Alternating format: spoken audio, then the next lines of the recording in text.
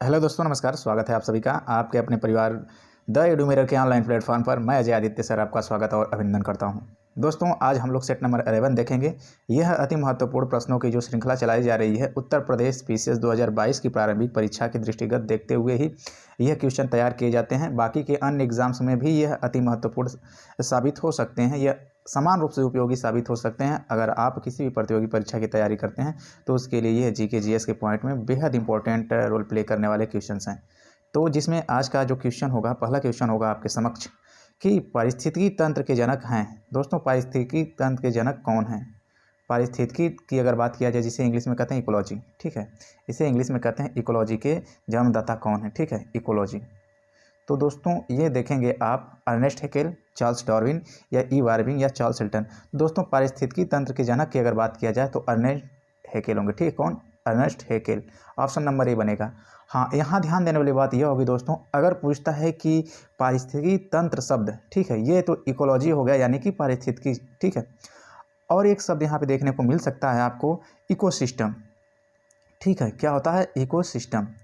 अगर बात किया जाए इकोसिस्टम की, पारिस्थितिकी तंत्र की, तो पारिस्थितिकी तंत्र के जो जनक होते हैं, सर्वप्रथम पारिस्थितिकी तंत्र शब्द का प्रयोग जिसने किया था वह दोस्तों एजी टांसले होते हैं। कौन होते हैं? एजी टांसले। बहुत इंपॉर्टेंट ये क्वेश्चन बनता है। कौन होते हैं? एजी टांसले। और एजी टांसले ने कब प्रयोग किया था इस शब्द का? तो आप कहेंगे कि सन 1935 ईस्वी में। कब इन्होंने प्रयोग किया था इकोसिस्टम शब्द का प्रयोग एजी टांसले ने? तो सन 1935 ईस्वी में। ठीक ना, बहुत इंपॉर्टेंट ये डाटा है एजी टांसले के बारे में कि इन्होंने इकोसिस्टम शब्द को रचा था, जबकि पारिस्थितिकी तंत्र के जनक अर्नेस्ट हैकेल ही होंगे। ठीक ना, आपको थोड़ा सा अंतर देखने को मिल सकता है यहाँ पे कि जो पारिस्थितिकी तंत्र के जनक के रूप में पूछेगा तो अर्नेस्ट हैकेल होंगे। और इकोसिस्टम शब्द की अगर देखा जाए कि रचना किसने की, तो एजी टांसले ने 1935 ईस्वी में की थी। ठीक है, आइए देखते हैं आगे अगला क्वेश्चन जो होगा। अगला क्वेश्चन पूछा जाएगा आपसे दूसरा कि निम्न में से कौन एक सुमेलित नहीं है? दोस्तों, निम्न में से कौन एक सुमेलित नहीं है? बाकी के सब सुमेलित हैं। यहाँ पे एक है जो सुमेलित नहीं है। तो जैसे कि मानिए कि मिलान किया गया, बछेंद्री पाल पर्वतारोही रही हैं, बिल्कुल सही, बछेंद्री पाल पर्वतारोहण की हैं। ठीक है, बिंदेश्वरी समाज सेवक रही हैं, गिरिराज किशोर साहित्यकार रहे हैं, सुंदरलाल बहुगुणा संगीतकार नहीं। दोस्तों, सुंदरलाल बहुगुणा जो हैं ये संगीतकार नहीं है। ठीक है, यह क्या है? यह एक विशिष्ट पर्यावरणविद हैं। ठीक है, क्या है? पर्यावरणविद हैं। ठीक है ना, पर्यावरणविद। इनका अगर नाम देखा जाए तो किसके लिए ज़्यादा हाईलाइट होता है, यानी कि किससे लिए जुड़ा गया? तो ये एक अग्रणी नेता जिन्होंने अपनी भूमिका निभाई थी। कहाँ पे? तो ये चिपको आंदोलन, आपको पता होगा कि चिपको आंदोलन के बारे में। चिपको आंदोलन जो होता है दोस्तों, ये पेड़ों को कटाई को लेकर चलाया गया एक आंदोलन था, पेड़ों को संरक्षण के लिए। यह चिपको आंदोलन जो चलाया गया था, इसमें अग्रणी भूमिका निभाने वाले सुंदरलाल बहुगुणा थे। और हाल ही में सुंदरलाल बहुगुणा का निधन भी हो गया है। ठीक है, ये प्रख्यात पर्यावरणविद थे। और इन ही ये देखेंगे कि ये जो मिलान किया गया है इसमें इनका ही ऑप्शन गलत है। ये संगीतकार नहीं थे। क्या थे? पर्यावरणविद थे, सुंदरलाल बहुगुणा, जिनका नाम चिपको आंदोलन से जोड़ा गया है। काफ़ी इंपॉर्टेंट है। ठीक है, आगे देखते हैं अगला जो क्वेश्चन होगा इसमें, क्वेश्चन नंबर 3। यहाँ पे बात की जा रही है कि कर्क रेखा नहीं गुजरती है। देखिए, यह नहीं पूछा गया कि कर्क रेखा कहाँ से गुजरती है। कर्क रेखा निम्न में से कहाँ से नहीं गुजरती? भारत से, मैक्सिको से, ईरान से, मिस्र से। दोस्तों, कर्क रेखा देखें तो मैक्सिको से भी गुजरती है, ठीक है, और मिस्र से गुजरती है, भारत से भी गुजरती है, सऊदी अरब से गुजरती है, बांग्लादेश से गुजरती है और म्यांमार से गुजरती है, आदि देशों से गुजरती है। ठीक है, सऊदी अरब वगैरह से। तो ये जो इसमें दिया गया है, एक जहाँ से नहीं गुजरती है, अभी हम जिन देशों का नाम लिए, जैसे मैक्सिको का नाम ही है, मिस्र का, भारत का, सऊदी अरब का, बांग्लादेश का, म्यांमार का, इन सारी आदि देशों से ये गुजरती है। और इसमें आपको ऑप्शन एक दिख रहा है जो कि ईरान। कहाँ से? यह ईरान से नहीं गुजरती है। ठीक है, कर्क रेखा की बात की जा रही है, जो कि भारत से भी गुजरती है। अब बात ये बनती है कि आखिर भारत से अगर गुजरती है तो भारत में किन राज्यों से गुजरती है, कितने राज्यों से गुजरती है? तो खूब क्वेश्चन पूछा गया है। तो अगर कर्क रेखा की अगर बात करते हैं तो भारत में दोस्तों यह 8 राज्यों से होकर गुजरती है। कितने राज्यों से? 8 राज्यों से होकर गुजरती है। ठीक है, और 8 राज्य से जो होकर गुजरने वाली ये कर्क रेखा है, यहाँ पे अगर इसकी स्थिति देखेंगे कौन कौन से राज्य होते हैं भारत में, तो देखिएगा, नोट करिएगा, जो होता है गुजरात, ठीक है, गुजरात है, राजस्थान है, ठीक ना, गुजरात है, राजस्थान है, मध्य प्रदेश है, ठीक है, मध्य प्रदेश है, छत्तीसगढ़ है, ठीक है, छत्तीसगढ़ है, और उसके बाद गुजरात, मध्य प्रदेश, राजस्थान, छत्तीसगढ़, और उसके बाद देखेंगे कि पश्चिम बंगाल होता है, झारखंड होता है, ठीक ना, पश्चिम बंगाल, झारखंड आप नोट्स बना रहे होंगे तो बनाते चलिएगा, हम यहाँ पे बस एक मतलब कि नोट करा रहे हैं। पश्चिम बंगाल हो गया, और उसके बाद देखेंगे कि जो दो और बचता है जिसमें त्रिपुरा और मिजोरम, ठीक है। पश्चिम बंगाल, मिजोरम और त्रिपुरा, ठीक है। क्या होते हैं? मिजोरम और त्रिपुरा। यह जो बनते हैं मिजोरम और त्रिपुरा।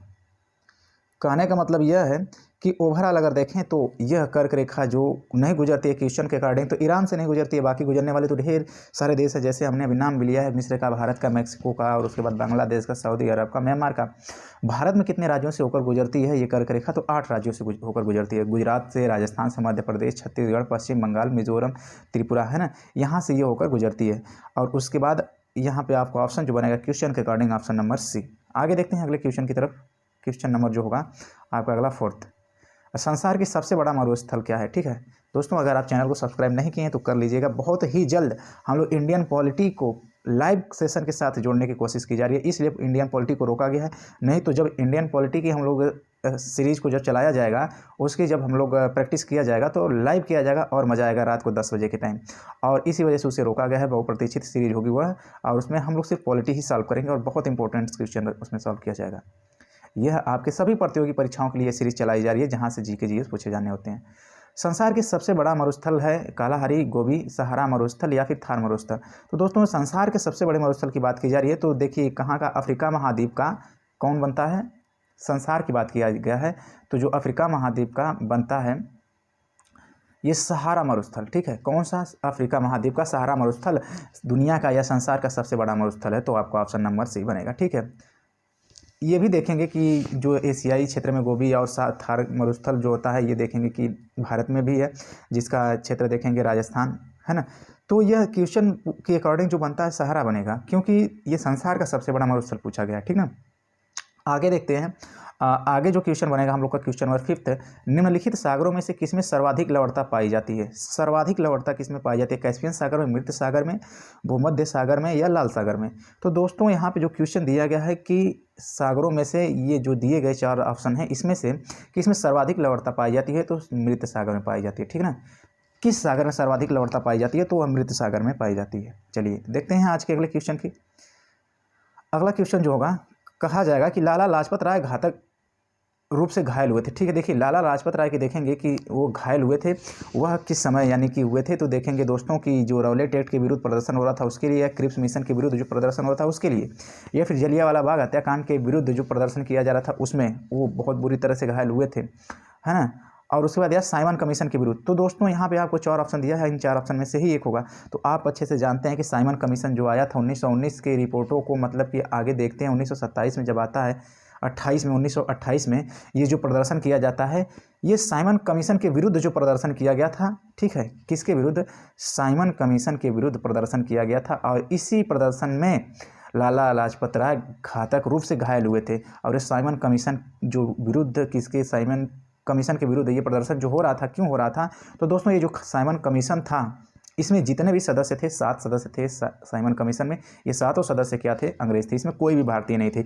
इसीलिए भारतीय को गुस्सा था और भारतीय इस साइमन कमीशन के विरुद्ध प्रदर्शन कर रहे थे, जिस दौरान लाला लाजपत राय घायल भी होते हैं, लाठियां बरसाई जाती हैं, उसमें घातक रूप से घायल हो जाते हैं। तो आपको ऑप्शन बनेगा साइमन कमीशन के विरुद्ध प्रदर्शन के दौरान, ठीक है। आइए देखते हैं अगला क्वेश्चन जो होगा।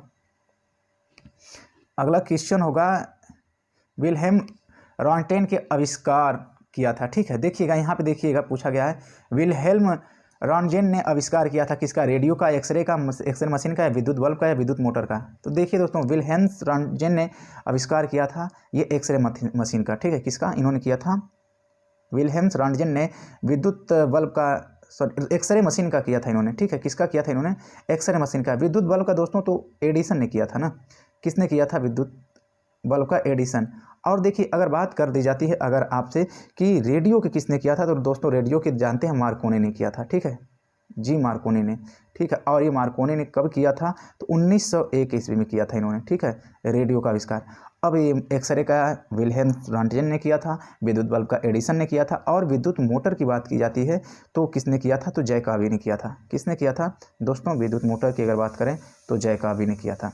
इस तरह से आप कह सकते हैं कि क्वेश्चन के अकॉर्डिंग आपका ऑप्शन तो बी बनेगा, बाकी के ऑप्शन को भी हम लोग चर्चा कर चुके हैं। ठीक है, चलिए आज के अगले क्वेश्चन की तरफ चलते हैं।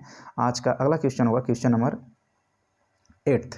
ठीक है, निम्नलिखित द्रवों में से कौन सा ऊष्मा का बहुत अच्छा चालक है? पारा, पानी, ईंधन, बेंजीन। दोस्तों निम्नलिखित द्रवों में से कौन सा ऊष्मा का बहुत अच्छा चालक है, और ये बताइएगा। बहुत अच्छा ये प्रश्न बनेगा। ठीक है, तो देखिए यहाँ पे जो आपका ऑप्शन बनता है ये बनेगा पारा। क्या बनता है आपका? बनेगा ऑप्शन नंबर ए पारा। दोस्तों पारा जो है द्रव में, यानी कि जो पारा होता है यह ऊष्मा का बहुत अच्छा चालक होता है, इसीलिए तो इसका प्रयोग जो होता है तापमापी और दाबमापी में भी किया जाता है। किसका प्रयोग? तो पारा का प्रयोग। आइए आगे देखते हैं आज के अगले क्वेश्चन की तरफ। आज का अगला क्वेश्चन होगा क्वेश्चन नंबर 9। हम लोग समाप्ति की तरफ हैं दोस्तों। डीजल इंजन बनाए जाते हैं। दोस्तों डीजल इंजन कहाँ बनाए जाते हैं? चितरंजन में, जमशेदपुर में, या फिर मड़ुआडीह में, या पेराम्बदूर में। ठीक है, तो दोस्तों अगर डीजल इंजन की बात करें तो अगर उत्तर प्रदेश से होंगे तो आप जरूर बता ले जाएंगे कि इसका जो डीजल इंजन को कहाँ बनाया जाता है। तो यह भारत के उत्तर प्रदेश के मड़ुआडीह में बनाया जाता है। कहाँ बनाया जाता है दोस्तों? तो ये मड़ुआडीह में बनाया जाता है। अगर बात की चितरंजन, चितरंजन जो इसकी जगह है दोस्तों ये पश्चिम बंगाल में। ठीक है, कहाँ पे? ये पश्चिम बंगाल में है। और ये चितरंजन का जो चितरंजन जो है पश्चिम बंगाल का ये क्षेत्र है। और यहाँ पे क्या बनाए जाते हैं? तो दोस्तों यहाँ पे देखेंगे कि जो विद्युत इंजन होते हैं, विद्युत इंजन कहाँ पे बनाए जाते हैं अगर क्वेश्चन पूछेगा तो विद्युत इंजन दोस्तों ये बनाया जाता है चितरंजन में, पश्चिम बंगाल के चितरंजन में। और पेराम्बदूर कहाँ पे है दोस्तों? तो ये देखिएगा कि तमिलनाडु में है। और तमिलनाडु का ये जो तमिलनाडु का जो क्षेत्र है पेराम्बदूर वाला, ये सवारी डब्बा है ना, सवारी डब्बा जानते हैं ना। हाँ, सवारी डब्बा जो होता है ये बनाया जाता है कहाँ पे? तो ये पेराम्बदूर में बनाया जाता है जो कि तमिलनाडु में है। ठीक ना। और क्वेश्चन के कारण आपका बनेगा मड़ुआडीह में डीजल इंजन बनाए जाते हैं। आइए आगे देखते हैं आज का अंतिम प्रश्न। आज के अंतिम प्रश्न की तरफ हम लोग चलते हैं धीरे धीरे। आज का अंतिम प्रश्न होगा, कहा जाएगा यहाँ अंतिम प्रश्न के लिए कि भारत के राष्ट्रपति पर महाभियोग चलाने के लिए कम से कम कितने दिन पूर्व की सूचना आवश्यक है? 7 दिन, 14 दिन, 21 दिन या 30 दिन? दोस्तों देखिए जैसे भारत के राष्ट्रपति होते हैं, राष्ट्रपति पर देखिए महाभियोग भारतीय संविधान के आर्टिकल 61 के तहत लगाया जाता है। और देखेंगे कि इन पर इनको हटाने के लिए महाभियोग की जो प्रक्रिया होती है, सदन के किसी भी संसद के किसी भी सदन से कार्रवाई शुरू की जा सकती है। हाँ, यह है कि जिस सदन से कार्रवाई शुरू होनी होगी उसमें 1/4 सदस्य का हस्ताक्षर होना चाहिए। ठीक है, और यह क्या करना चाहिए? कम से कम राष्ट्रपति को इसकी सूचना 14 दिन पूर्व देनी पड़ती है। ठीक है, कितने दिन? संबंधित सदन द्वारा जहां से ये शुरुआत की जानी है और 1/4 जो सदस्य होते हैं उस पर हस्ताक्षर किए होंगे, ये सूचना दी जानी होती है राष्ट्रपति को। ये 14 दिन पूर्व उसे सूचित करना होता है, क्योंकि राष्ट्रपति भी हो सकता है कि अपने पक्ष रखने के लिए कुछ अपना प्रबंध कर सकते हैं।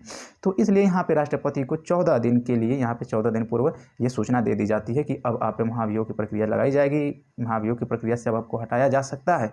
तो इस संबंध में 14 दिन पहले राष्ट्रपति को इसकी सूचना देनी पड़ती है। ठीक है, तो ये आज के हम लोग के टॉप 10 क्वेश्चन थे दोस्तों। बहुत ही इंपॉर्टेंट ये सीरीज चलाई जा रही है। अगर पसंद आए तो एक बार लाइक भी करिएगा, दोस्तों तो भी शेयर करिएगा। चैनल को नहीं सब्सक्राइब हो तो चैनल को जरूर सब्सक्राइब करिएगा।